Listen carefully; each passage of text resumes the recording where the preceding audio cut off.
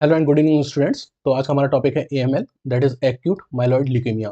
Okay, इस lecture के बारे में हमको आपको बस ये बताना है कि this is one of the best lecture on YouTube regarding AML. ठीक है, तो चलिए स्टार्ट करते हैं, जानते हैं एएमएल क्या होता है। तो हमने बेसिकली डब्ल्यूबीसी पैथोलॉजी स्टार्ट की थी, डब्ल्यूबीसी पैथोलॉजी की सीरीज स्टार्ट की है, जिसमें लास्ट लेक्चर जो हमने डिस्कस किया था वो ल्यूकेमिया के बारे में डिस्कस किया था। और ल्यूकेमिया में भी हमने एएलएल, एक्यूट लिम्फोब्लास्टिक ल्यूकेमिया क्या होता है, ये प्रीवियस लेक्चर में डिस्कस कर लिया है। आज के लेक्चर में हमको एक्यूट माइलॉइड ल्यूकेमिया डिस्कस करना है।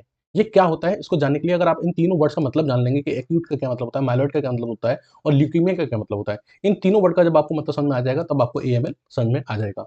चलिए वही स्टार्ट करते हैं। हमने आपको बताया था कि आपकी जो ब्लड होता है, आपका जो ब्लड होता है उसमें ब्लड सेल्स होती हैं, वैसे ही एक ब्लड सेल होती है जिसको हम बोलते हैं डब्ल्यूबीसी। जब ये डब्ल्यूबीसी एबनॉर्मली इंक्रीज करती हैं काउंट में, तो इस कंडीशन को हम बोलते हैं ल्यूकोसाइटोसिस। क्या बोलते हैं? ल्यूकोसाइटोसिस।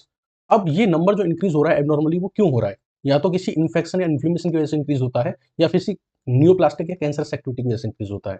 अगर ये इन्फेक्शन या इन्फ्लेमेशन की वजह से इंक्रीज हो रहा है तो हम इसको बोलते हैं ल्यूकेमॉइड रिएक्शन। क्या बोलते हैं?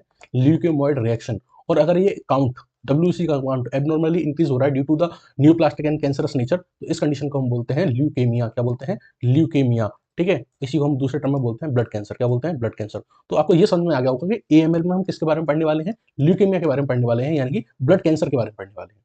अब दो टर्म्स रह गई, एक्यूट और माइलॉइड। इसका क्या मतलब है? तो इसका मतलब आपको तब समझ में आएगा जब आप डब्ल्यूबीसी का फॉर्मेशन समझेंगे। क्योंकि आपका जो ल्यूकेमिया है, ये जो ल्यूकेमिया है, ये एक्यूट होगा या क्रोनिक होगा, ये डिपेंड करता है कि डब्ल्यूबीसी के फॉर्मेशन की किस स्टेज में हुआ है। जब डब्ल्यूबीसी का फॉर्मेशन हो रहा था तो किस स्टेज में ल्यूकेमिया इनिशिएट हुआ, किस स्टेज में जो आपका ब्लड कैंसर है वो इनिशिएट हुआ, उस बात पे डिपेंड करता है। अगर ये अर्ली स्टेज में इनिशिएट हो जाता है तो हम उसको बोलते हैं एक्यूट ल्यूकेमिया। और ये अगर लेटर स्टेज में इनिशिएट होता है तो हम इसको बोलते हैं क्रोनिक ल्यूकेमिया। ठीक है, आप ऐसे समझिए और अच्छे से समझने के लिए, ये आपका जो बोन मैरो है, आपके बोन मैरो के अंदर जो सेल्स हैं उनको हम बोलते हैं प्लूरिपोटेंट हेमाटोपोएटिक स्टेम सेल्स। आपकी सारी ब्लड सेल्स बोन मैरो के अंदर बनती हैं। बनाता कौन है? यही प्लूरिपोटेंट हेमाटोपोएटिक स्टेम सेल्स। जब ये डिवाइड करती हैं तो ये दो ग्रुप बनाती हैं। एक ग्रुप को हम बोलते हैं common common lymphoid stem cells. क्या बोलते हैं? Common lymphoid stem cells.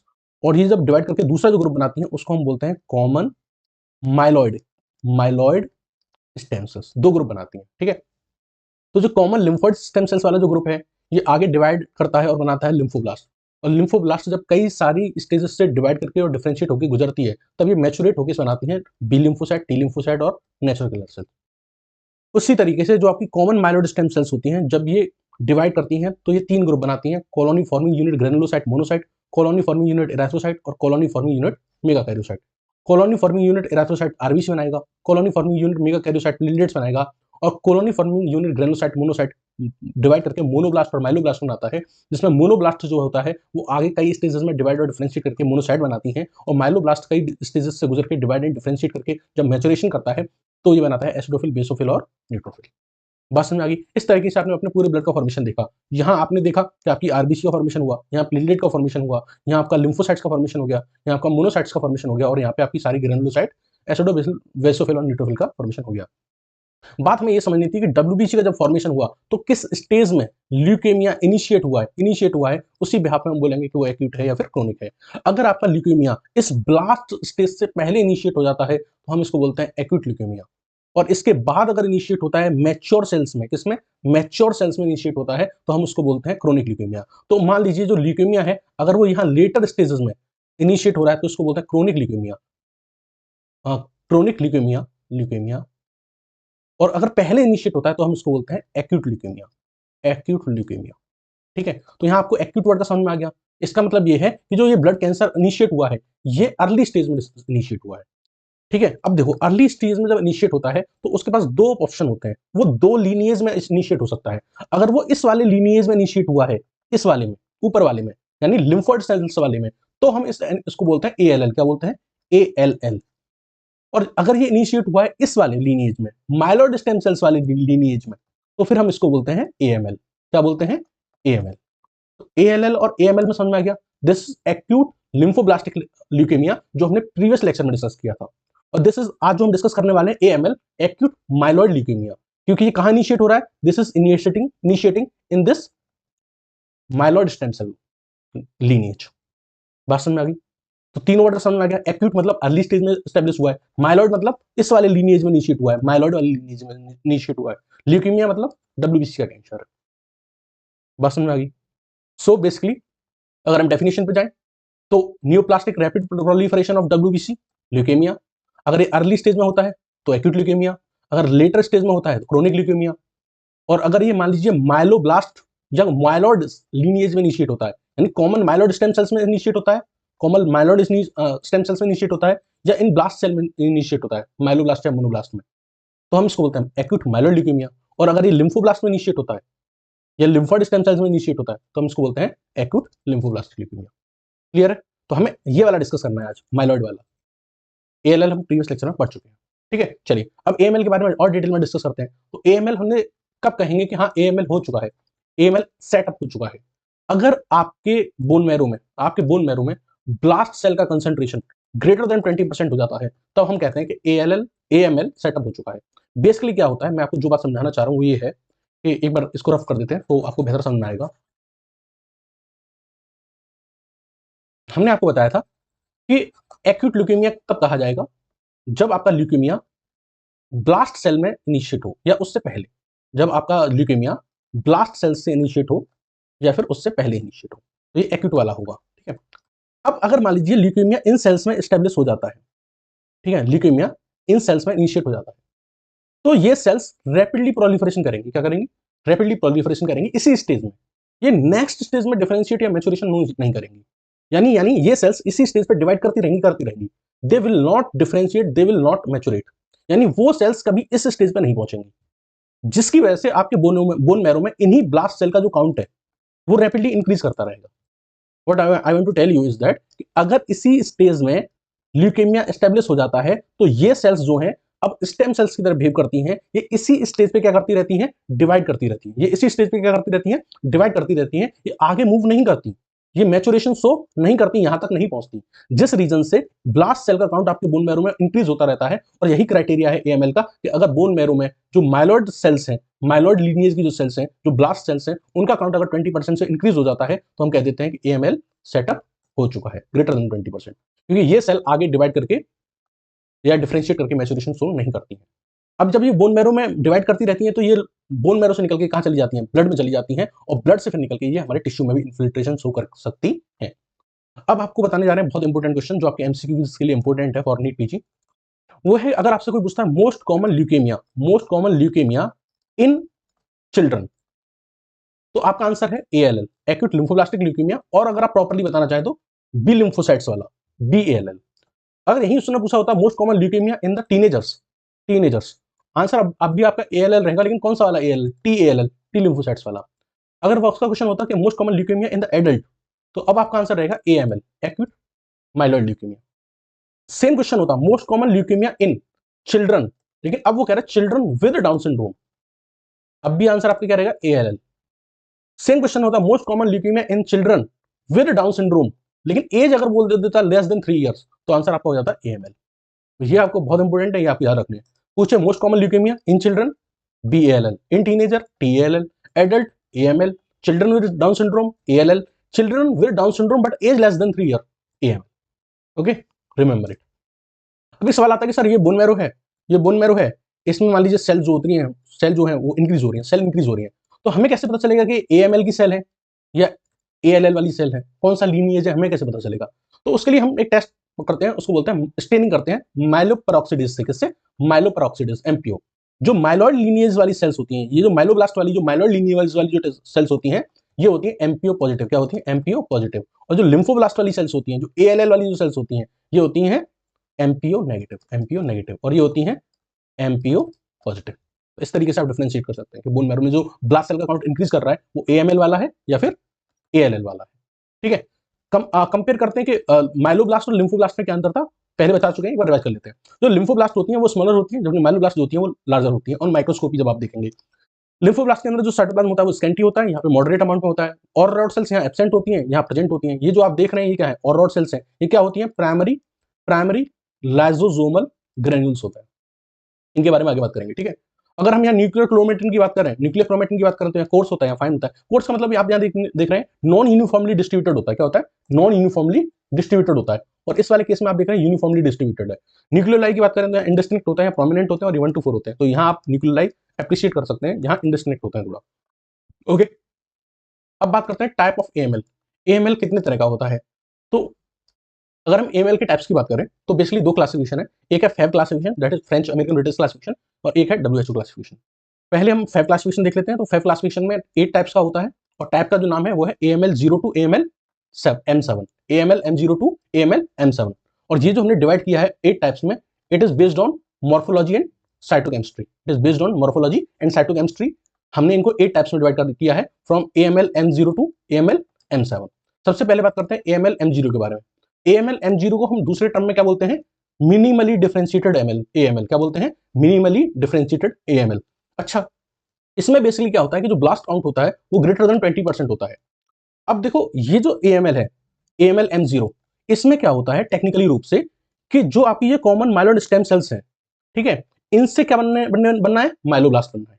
But इससे जो माइलोब्लास्ट बनी है, इनसे जो माइलोब्लास्ट ये बनी है, ये प्रिमिटिव माइलोब्लास्ट है। They are not well differentiated और वेल मैच्योर्ड माइलोब्लास्ट। बहुत ही प्रिमिटिव नेचर की इसमें ब्लास्ट सेल्स बनती हैं, और ऐसी ब्लास्ट सेल्स बनती हैं जिनके पास और रॉड सेल्स भी नहीं होती। और साइटोप्लाज्म भी कैसा होता है? स्कैंटी होता है। यानी है तो ये माइलोब्लास्ट, लेकिन एक्ट कैसे करें, दिखेंगी कैसे? लिम्फोब्लास्ट की तरह दिखेंगे। They are not well differentiated. तो AML की पहचान ही होती है, इसीलिए इसका नाम दिया है मिनिमली डिफरेंशिएटेड AML।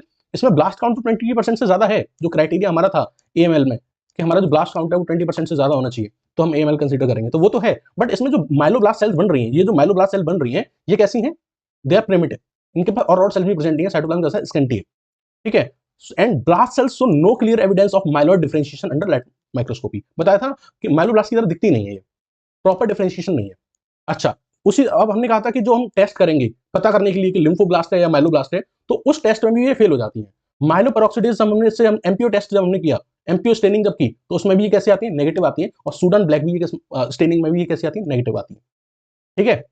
जो हमने क्राइटेरिया बताया था पहचानने का माइलोब्लास्ट को, वो बताया था एमपीओ, तो ये एमपीओ में भी फेल हो जाती है, एमपीओ नेगेटिव होती है, ठीक है, और सूडान ब्लैक नेगेटिव होती है।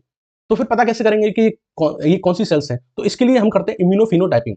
हम इनके CD मार्कर चेक करते हैं, और इनके पास CD मार्कर होते हैं 13, 33 और 117, ये पॉजिटिव होते हैं। इसलिए हम कंफर्म करते हैं कि कौन सी सेल्स है? माइलॉइड लीनिएज वाली सेल्स है। Next is AML M1। ये इनसे थोड़ा सुधरी हुई होती है, थोड़ा सा डिफरेंशिएटेड होती है। तो इस केस में क्या होता है कि ब्लास्ट सेल काउंट 90% से इंक्रीज हो जाता है AML M1 में। This is known as AML without maturation. क्या बोल रहे हैं इनको? AML without maturation. उन्हें तो बोल रहे हैं मिनिमली डिफरेंशिएटेड AML, और इनको बोल रहे हैं विदाउट मैच्योरेशन। इनसे बेटर है थोड़ा सा, जो अर्लियर वाली थी उससे थोड़ा सा बेटर है, थोड़ा सा डिफरेंशिएटेड है, बट फुली डिफरेंशिएटेड नहीं, फुली मैच्योरेटेड नहीं है। तो यहाँ ब्लास्ट सेल जो होती है वो ग्रेटर देन 90% होती है, मैच्योर सेल्स जो होती हैं वो लेस देन 10% होती हैं। इसका क्या मतलब होता है कि 90% ये वाला है पार्ट, और 10% जो है वो इस वाली स्टेज तक पहुंच पाई है। 90% इसी स्टेज पे है, रैपिडली डिवाइड कर रही है। 10% ही, लेस देन 10%, कितना? लेस देन 10% है जो मैच्योरेट हो रही है।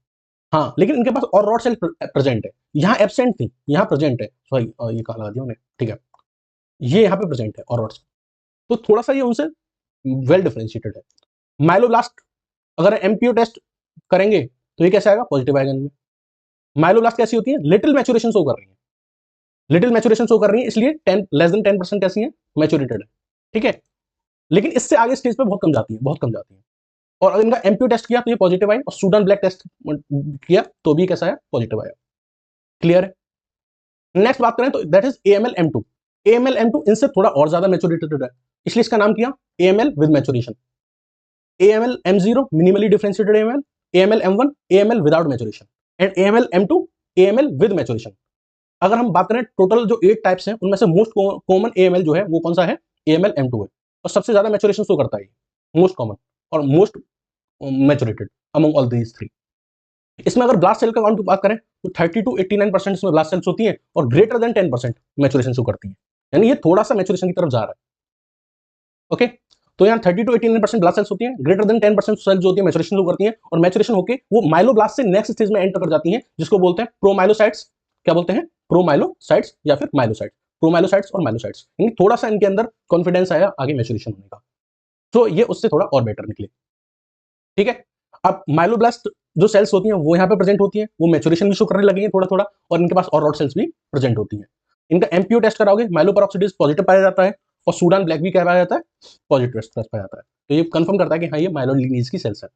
साइटोजेनिक फेंडिंग की बात करो तो ये कैसी होती है, इनके अंदर आपको, इन सेल्स के अंदर आपको ट्रांसलोकेशन देखने को मिलता है। ट्रांसलोकेशन देखने को मिलता है क्रोमोसोम नंबर 8 में और क्रोमोसोम नंबर 21 में। अब ये क्या होता है, इसको अभी यहाँ अच्छे से समझ लो।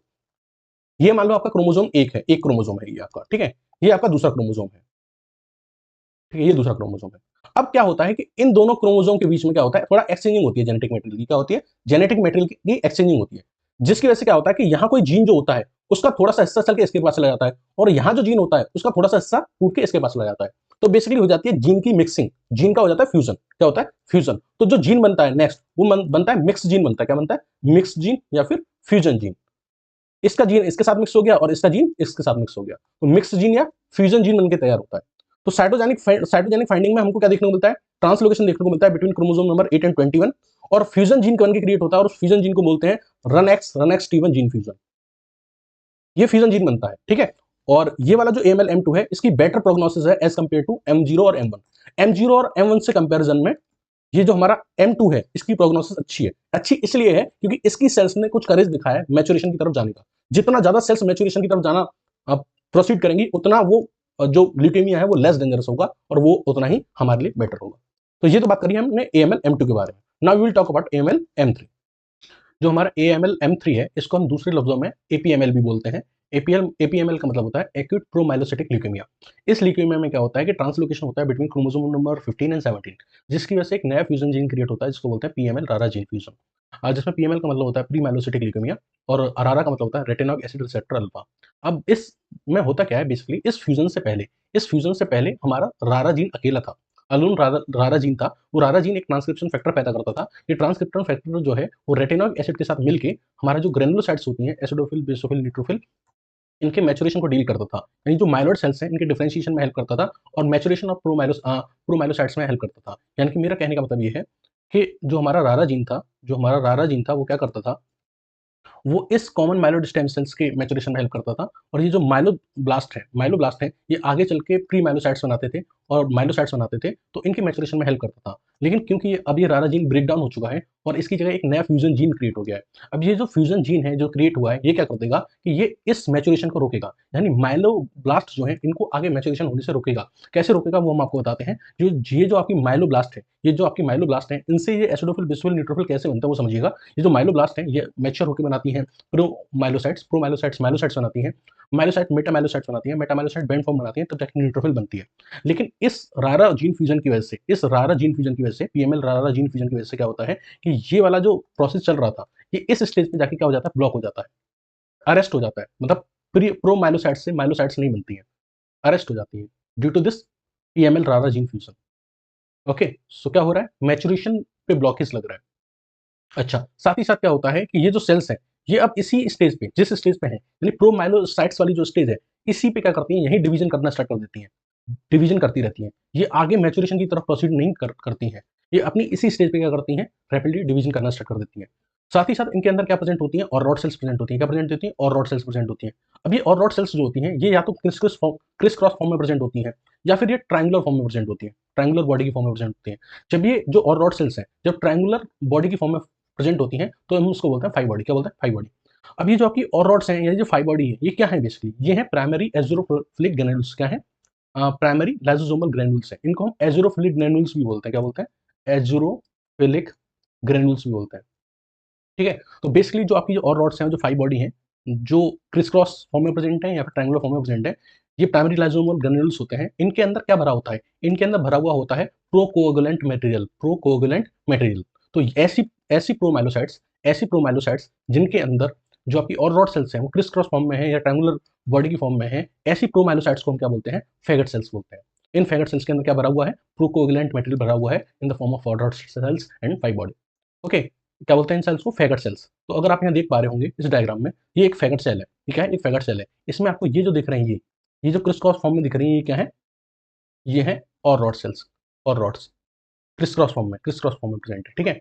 अब बेसिकली क्या होता है, ड्यू टू एनी रीजन या तो ये डैमेज करती हैं, ड्यू टू एनी रीजन जब ये प्रोमाइलोसाइट्स डैमेज करती हैं, क्या करती हैं, डैमेज करती हैं, ब्रेक डाउन होती हैं, या इनके अंदर जब एपोप्टोसिस होती है तो इनके अंदर से ये जो और रॉड सेल्स हैं, ठीक है, ये क्या करती हैं, ब्रेक डाउन करती हैं। क्या करते हैं, ब्रेक डाउन करती हैं, और इनके अंदर जो प्रोकोगुलेंट मटेरियल भरा हुआ था वो अब निकल के बाहर आ जाता है। तो मैं क्या बनाना चाह रहा हूँ कि जब ये फैगट सेल्स जो होती हैं, जब ये क्या करती हैं, डैमेज होती हैं, अंडर एपोप्टोसिस जाती हैं, ब्रेक डाउन करती हैं, डैमेज करती हैं, तो इनके अंदर जो प्रोकोगुलेंट मटेरियल भरा हुआ है, जिसको हम टिश्यू फैक्टर बोलते हैं, वो क्या होता है, बाहर निकल आता है। अब जब ये बाहर निकल आता है तो ये क्या कर देता है, ये एक्सट्रिंसिक कोएगुलेशन पाथवे को एक्टिवेट कर देता है। एक्सट्रिंसिक कोएगुलेशन पाथवे को एक्टिवेट कर देता है तो क्या कर देता है, थ्रोम्बोसिस कॉज करता है, यानी इंट्रावस्कुलर थ्रोम्बोसिस कर देता है। ये क्या कर देता है, इंट्रावस्कुलर थ्रोम्बोसिस। आपका ब्लड क्लॉट होने लगता है ब्लड वेजल्स के अंदर। इसलिए हम बोलते हैं कि जो AML M3 है, ये डेंजरस है।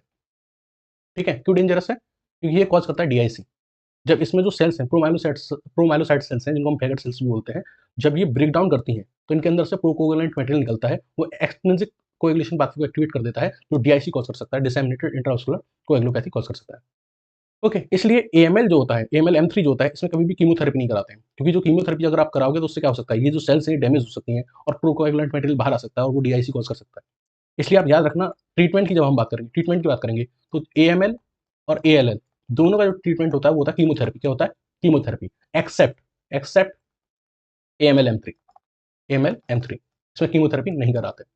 तो फिर इसका ट्रीटमेंट क्या है, तो इसका ट्रीटमेंट है एट्रा, यानी विटामिन ए, बेसिकली हम इसमें देते हैं, और ट्रांस रेटिनोइक एसिड। क्योंकि विटामिन ए अगर आप देंगे तो वो क्या होगा, रारा ट्रांसक्रिप्शन फैक्टर से जुड़ेगी और उस जो आपका मैचुरेशन का जो प्रोसेस था उसको कंटिन्यू करेगी। तो बेसिकली हमने आपको बताया था, जब आप रारा देंगे तो वो इस प्रोसेस को कंटिन्यू करेगी।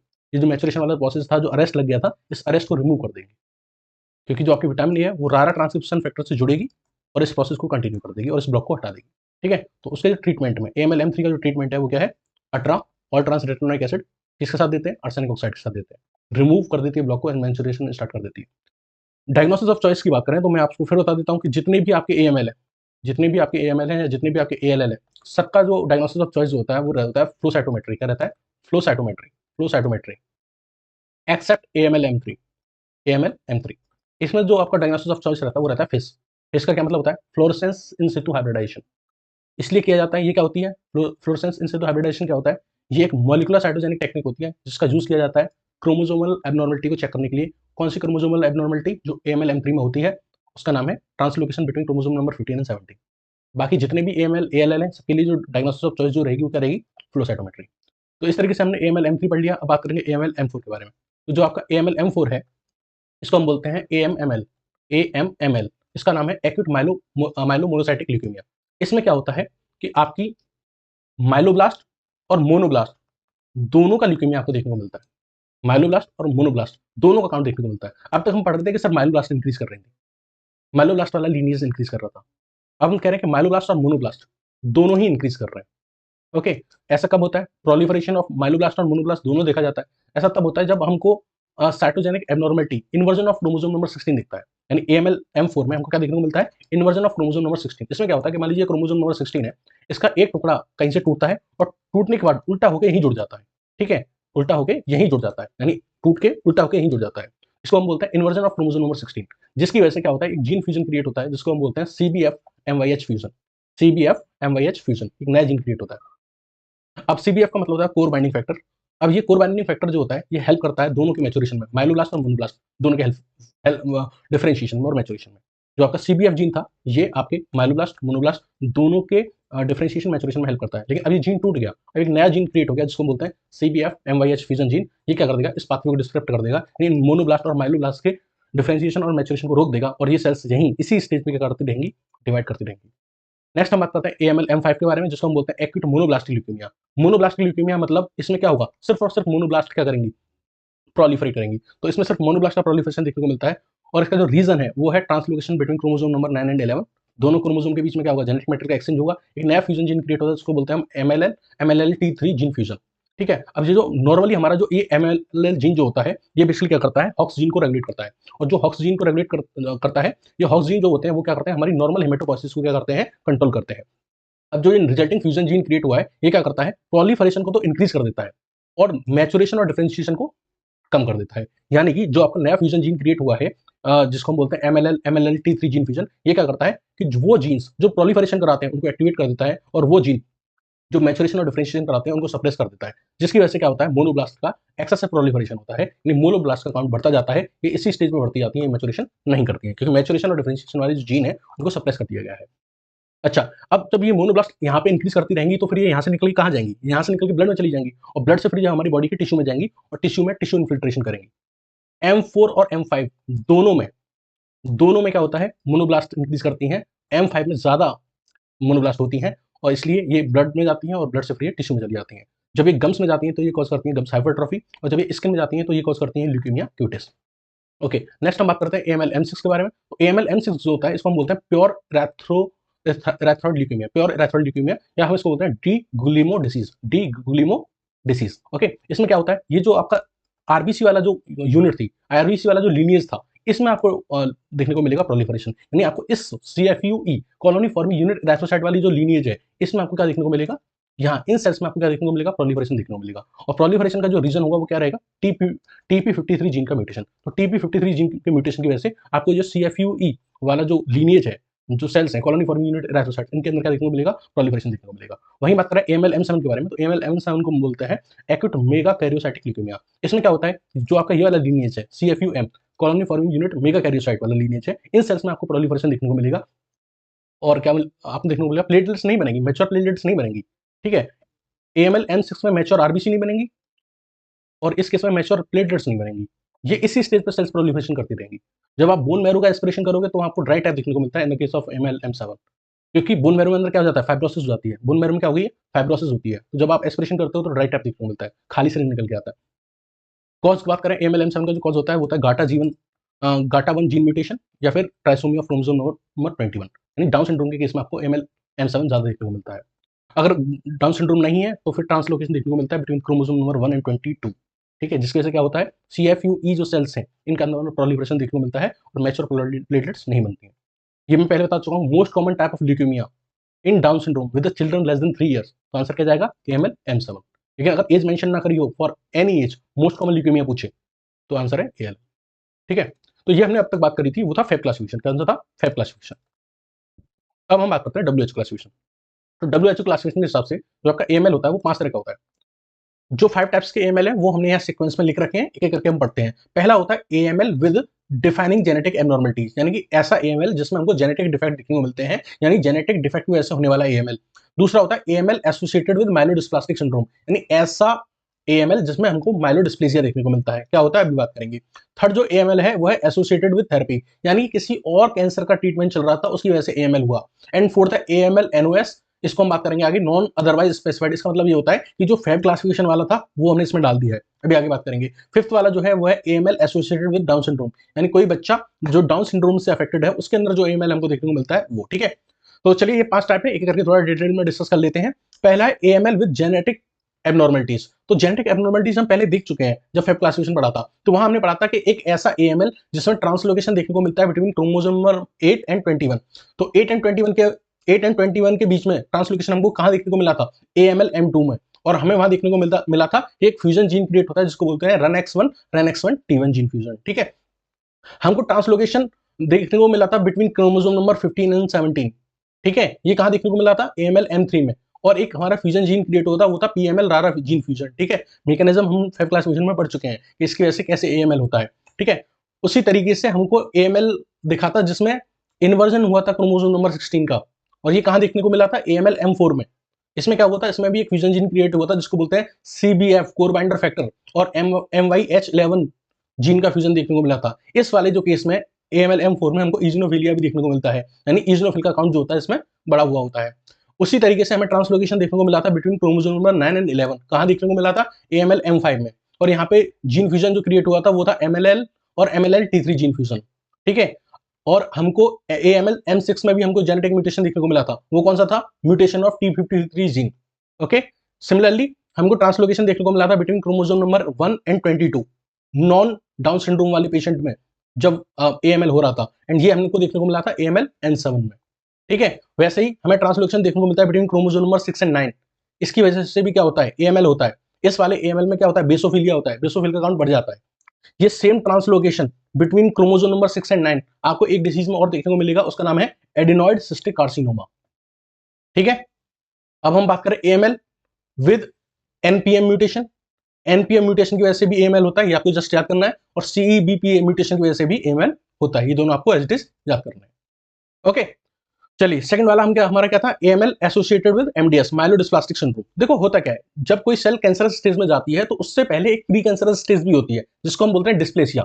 तो अगर किसी भी सेल्स के अंदर हमको मतलब बोन मैरो के अंदर हम अगर हमारी जो सेल्स हैं 50% से ज्यादा सेल के अंदर अगर हमको डिस्प्लेसिया देखने को मिल रहा है, डिस्प्लेसिया का मतलब वो क्या होता है, abnormal development and abnormal maturation.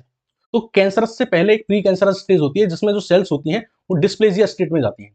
तो अगर आपको बोन मैरो में जो सेल्स हैं वो ग्रेटर देन 50% जो सेल्स हैं वो इस डिस्प्लेसिया स्टेज में दिख रही हैं, उनका एबनॉर्मल डेवलपमेंट और एबनॉर्मल मैचुरेशन देखने को मिल रहा है, तो हम इसको बोलते हैं AML with the MDS syndrome, myelodysplastic syndrome. Okay, third हमने आपको बताया था कि एएमएल किसकी वजह से, ड्यू टू द थेरेपी, यानी किसी अदर कैंसर का ट्रीटमेंट चल रहा है, उसकी थेरेपी चल रही है, उसकी वजह से हुआ। जब कैंसर थेरेपी में अगर आप एल्काइलिंग एजेंट यूज करते हैं, एल्काइलेटिंग एजेंट यूज करते हैं या टोपोआइसोमरेज यूज करते हैं, इसकी वजह से क्या होता है, एएमएल होने के चांसेस रहते हैं। फोर्थ था AML NOS, not otherwise specified. इसमें हमारा जो फेब क्लासिफिकेशन वाले जो भी थे वो सारे हमने रख दिए एक्सेप्ट M3। फिफ्थ हमारा है AML associated with Down syndrome, और वो कौन सा होता है, एएमएल M7। फेब क्लासिफिकेशन में हम इसको डिटेल में डिस्कस कर चुके हैं। अब बात करते हैं एएमएल के क्लिनिकल फीचर्स की। तो क्लिनिकल फीचर्स क्या होंगे, ब्लड का फॉर्मेशन नहीं होगा, ठीक है, ब्लड का फॉर्मेशन नहीं होगा तो क्या होगा, पेनसाइटोपिनिया होगा। पेनसाइटोपिनिया के लक्षण आएंगे, जो सिम्टम्स आएंगे, जैसे फैटिक होगा, किसकी वजह से, एनीमिया की वजह से, आरबीसी का फॉर्मेशन नहीं हुआ। फीवर एंड रिकरेंट इन्फेक्शन होगा, किसकी वजह से, न्यूट्रोपिनिया की वजह से, क्योंकि न्यूट्रोफिल्स नहीं बनी, डब्ल्यूबीसी नहीं बनी। और spontaneous mucosal and cutaneous bleeding देखने को मिलेगी थ्रोम्बोसाइटोपिनिया की वजह से, यानी कि प्लेटलेट्स के डिक्रीज होने की वजह से। इसलिए पेशेंट का जो स्किन है उसमें bruise, petechiae and gums bleeding भी देखने को आपको मिलती है। एक और डिसीज है जिसको हम पहले क्लोरोमा बोलते थे, अब हम बोलते हैं इसको माइलॉइड सार्कोमा या फिर ग्रेनुलोसाइटिक सार्कोमा या माइलोब्लास्टोमा। इसमें क्या होता है, ये सॉफ्ट टिश्यू का ट्यूमर होता है, ये सॉफ्ट टिश्यू का एएमएल होता है। क्या होता है, सॉफ्ट टिश्यू का एएमएल होता है, ठीक है। और कौन सा एएमएल होता है इसमें, M2 और M5, M2 और M5 है, तो इसका मतलब इसमें क्या होगा, मोनोब्लास्ट का प्रोलिफरेशन होगा, ठीक है। होता कहां है, एक्स्ट्रा मेडुलरी साइड। ये जो सॉफ्ट टिश्यू का जो ट्यूमर है ये बोन में नहीं होता, आउटसाइड द बोन मैरो होता है। और किसकी वजह से होता है, ये जो मोनोब्लास्ट का प्रोलिफरेशन होता है M2 और M5 में, जो मोनोब्लास्ट का प्रोलिफरेशन होता है, ये जो मोनोब्लास्ट है ये इन्फिल्ट्रेशन करती है, ये बोन मैरो से निकल के ब्लड में जाती है, ब्लड से निकल के टिश्यू में चली जाती है, और टिश्यू में जाके वहां क्या कर देती है, सॉफ्ट टिश्यू का ट्यूमर कॉज कर देती है। मोस्ट कॉमन साइट जो देखने को इसमें मिलती है वो है स्किन। जब वो स्किन में होता है तो इट कॉज ल्यूकेमिया एक्यूटिस। ऑर्बिट में ये कॉज करता है प्रोप्टोसिस, प्रोप्टोसिस मतलब bulging of eye ball from orbit, eye ball ऐसे निकलती है बाहर निकलते हुए। लिम्फ नोड में अगर ये मान लो होता है तो ये कॉज करता है लिम्फेडेनोपैथी। बोन्स में कॉज करता है पेन एंड टेंडरनेस। और ये सीएनएस और सॉफ्ट टिश्यू में भी मोनोब्लास्ट जो है वो इन्फिल्ट्रेशन कर सकती हैं और क्लोरोमा कॉज कर सकती हैं। जब आप टिश्यू की बायोप्सी करेंगे तो माइक्रोस्कोपली आप देखेंगे कि आपको उस टिश्यू में माइलोब्लास्ट देखने को मिलेंगी और अरबी स्कोप सेल्स देखने को मिलेंगी, जो क्या होती है, एटिपिकल मोनोसाइट होती है या फिर जिसको हम बोलते हैं मैक्रोफेजेस होती है, ठीक है। इन सेल्स को डिटेक्ट करने के लिए जो मार्कर होते हैं वो होते हैं, ये एमपीओ पॉजिटिव होती है, माइलोपेरोक्सीडेज पॉजिटिव होती है, इनके अंदर CD43, CD45 और लाइसोजाइम क्या होती है, पॉजिटिव होती है। ओके, चलिए एएमएल की हम डायग्नोसिस करते हैं। तो सबसे पहले लैब डायग्नोसिस की बात करें तो जब आप ब्लड करेंगे तो आपको ब्लड में क्या देखने को मिलेगा, पेनसाइटोपिनिया देखने को मिलेगा, आरबीसी, डब्ल्यूबीसी, प्लेटलेट्स तीनों के काउंट कम देखने को मिलेंगे। जब आप बोन मैरो की सेलुलरिटी चेक करोगे तो ब्लास्ट सेल का जो काउंट है वो ग्रेटर देन 20% आपको देखने को मिलेगा। साइटोजेनिक एबनॉर्मलिटीज देखने को मिलेंगी आपको, ठीक है, जैसे T8 और 21 के बीच में जो ट्रांसलोकेशन था वो M2 में था, ये M3 में था, ये M4 में था, ठीक है। तो साइटोजेनिक एबनॉर्मलिटी देखने को मिलेंगी। साइटोजेनिक एबनॉर्मलिटीज को देखने के लिए जो हम टेस्ट करते हैं वो क्या है, उस टेस्ट को बोलते हैं फ्लो साइटोमेट्री। अगर आपसे पूछे डायग्नोसिस ऑफ चॉइस, चाहे एएमएल के लिए पूछे चाहे एएलएल के लिए पूछे, आपका आंसर सेम रहेगा, फ्लो साइटोमेट्री। क्या रहेगा, फ्लो साइटोमेट्री। एक्सेप्ट आपको याद रखना है एएमएल M3 में जो आपका डायग्नोसिस ऑफ चॉइस होता है वो होता है फिस क्या होता है, फ्लोरोसेंस इन सिटू हाइब्रिडाइजेशन। इसके बारे में पहले बता चुके हैं, फ्लोरोसेंस इन सिटू हाइब्रिडाइजेशन। इसको इसलिए किया जाता है क्योंकि इसका यूज करके हम देखना चाहते हैं translocation between chromosome number 15 and 17, जिसकी वजह से बनेगा PML रारा जीन फ्यूजन, जिसके बारे में हम पहले बात कर चुके हैं। लेकिन ये जो टेस्ट होता है ये होता है कॉस्टली, फ्लो साइटोमेट्री का होता है कॉस्टली, और इसके लिए जो मशीन चाहिए होती है वो अवेलेबल नहीं होती है हर जगह, इसलिए हम सस्ते से काम चलाते हैं। और सस्ता जो मेथड है वो है साइटोमेट्री, यानी कि स्टेन्स का यूज करके। किसका यूज करके, स्टेन्स का यूज करके। तो स्टेन्स के बारे में बात कर लेते हैं। तो एएमएल में जो स्टेन्स यूज होते हैं वो 4 स्टेन है जिनको आपको याद रखना है।